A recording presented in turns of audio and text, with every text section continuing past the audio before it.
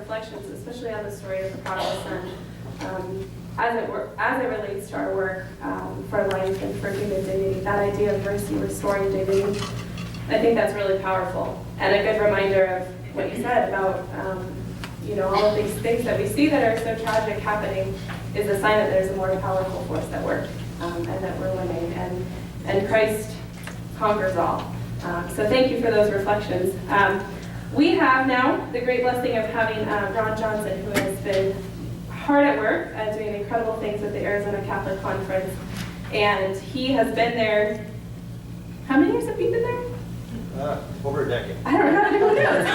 Over a decade doing that. And so the Arizona Catholic Conference represents Arizona's 5 Catholic bishops in public policy matters. And so he came, here we have, since he came to the ACC in 2003, Ron has been intimately involved with many high-profile issues, including the defense of marriage, religious freedom, rights of conscience for healthcare workers, pro-life matters, and successful expansion of school choice legislation, among so many other issues.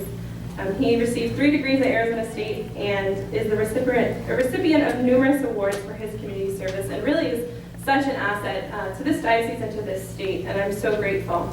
He's married to Francie and has 4 children, and I just, on a personal level, am so grateful for all of the hard work that you do, Ron, and so grateful for you being able to be present, because I know this is something that is ringing in all of our minds of just the legislative update. So please join me in welcoming up Ron.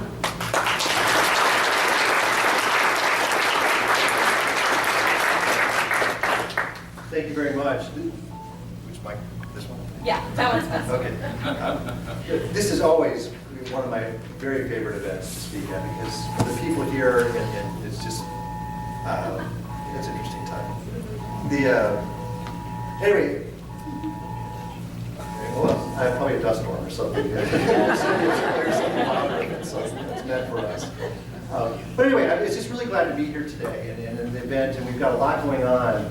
As you know, I mean, the legislature's not in session right now, but we have a very important election coming up, and we're all very focused on that right now. And we've got some very big events coming up. In fact, most of you probably know right now, but I wanted to let those of you who do not know, we've got a major event here a week from tomorrow, September 17th, sponsored by the Phoenix Diocesan Council of Catholic Women, the Knights of Columbus, and others. The Catholics in the Public Square Legislative Seminar, free event. Hopefully all of you will be here for that event, and invite anyone else you know to come and sign up for that. We're going to start with Mass at St. Mary's Basilica with Bishop Olmsted at 8 a.m. Right over there. After that, we're going to have a nice free breakfast in the courtyard at about 9 o'clock. And we're going to start the day with just a seminar. We'll end at noon. We're going to have some national renowned speakers. Dr. Jennifer Roback Morse, who's head of the Ruth Institute, who also was the bishop's point person in California when they were dealing with the marriage proposition. She will be here. She's been here several years ago. So it's been a while since she spoke at this event. So she's going to be great. Alan Sears, who is the head of the International Alliance Defending Freedom, and so many important issues, will also be a keynote speaker. And the highlight of it all is that Bishop Olmsted will be releasing the launch of his 4th edition of Catholics in the Public Square will happen that morning. And we've got 55,000 copies of those to go around in English and in Spanish to all the different parishes. It's been updated significantly with quotes and remarks from Pope Francis in his visit to the U.S. There's an outstanding foreword in it from Archbishop Gomez, of Los Angeles, keeping with the theme again of the booklet, that there's many important issues, but none more important than the right to life. So you'll definitely want to get your first copies that day. We're going to be getting them out to parishes, and all your pastors know about it, all the priests know about it by now. But we've heard from a lot of them. But if you want to be so kind as to help us out too, and you might check with your pastor and see if they've requested books, because we need to set some aside. So if not, you can have them contact my assistant, Mary Krim, if you want to volunteer to help get those booklets right after the event next week. That would be much appreciated, because we want to get these out and really help form consciences, what we've done so much in the past. So that's going to be a big thing coming up. We're also working on a candidate survey. Already online, we've got a candidate survey on our website for the primary elections, which have just ended. But we'll have something again for the general election. It'll be in the Catholic Sun, it'll be online, so you'll look forward to that as well. The election's coming up. November 8th is the general election. But you're going to need to keep in mind some important dates too. October 10th is the last day to register to vote, so make sure that you're registered, or help assist those who you know who might want to be registered. And then October 12th, early ballots will go out. So we definitely want to do our part as Catholics to participate in the public square, all we do, and voting is such a big part of it. This year is going to be big. Obviously, the presidential election is dominating a lot of the attention, as it should. But there's other things on the ballot as well. And I just wanted to just give you a little bit outside of the box what I normally talk about, but there's something really important that's coming on the ballot as well this year. And that's dealing with an outside groups of money that are trying to spend millions of dollars to change our state permanently in a way that's going to be extremely harmful. And what they're trying to do is legalize the recreational use of marijuana in Arizona, like we've seen in Colorado and the state of Washington.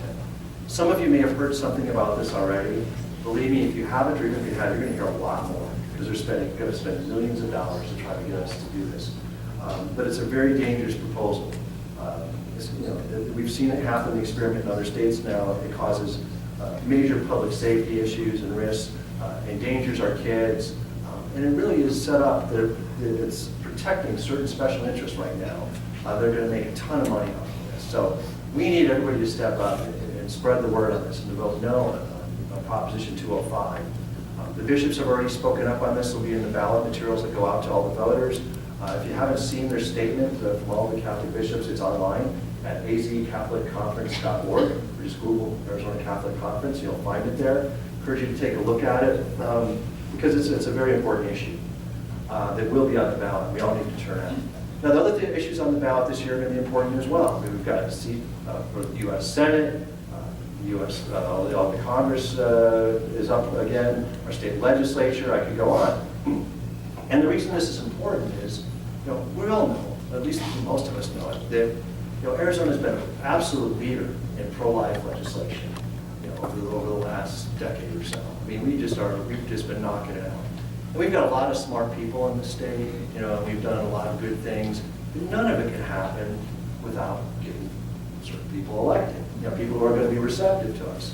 What you may not know is that all of those gains, every single one of them that we've got in place in recent years, and this past year alone, had at least one, and had more than one bill attempted to repeal every single one of these things, whether it be informed consent, for abortions, parental consent, rights of conscience, for healthcare workers.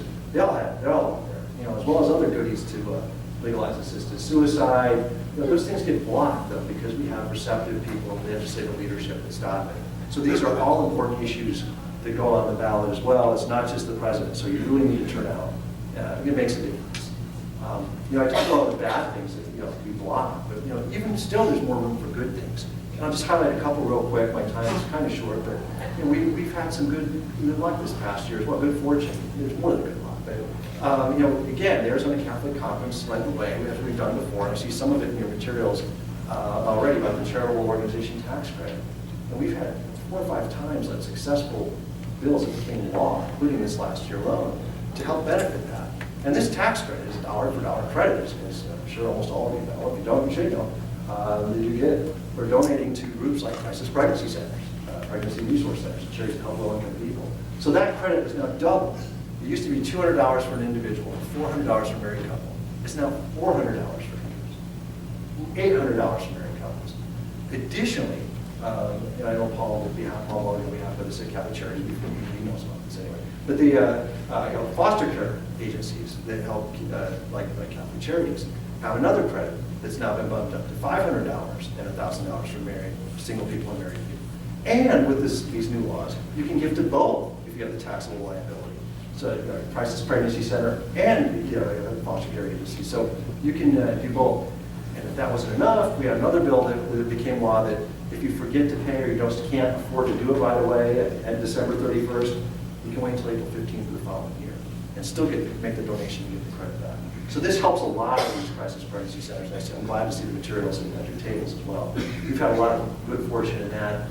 Other legislation, just to clarify, after seeing the horrible things that happen around the country, making sure that aborted babies and their body parts are never sold in Arizona. Something that kind of went under the radar by design is another bill that got into law that is really aimed at Planned Parenthood is obviously the abortion provider. They're also an access provider, a Medicaid provider. They're not supposed to be providing abortions with Medicaid dollars.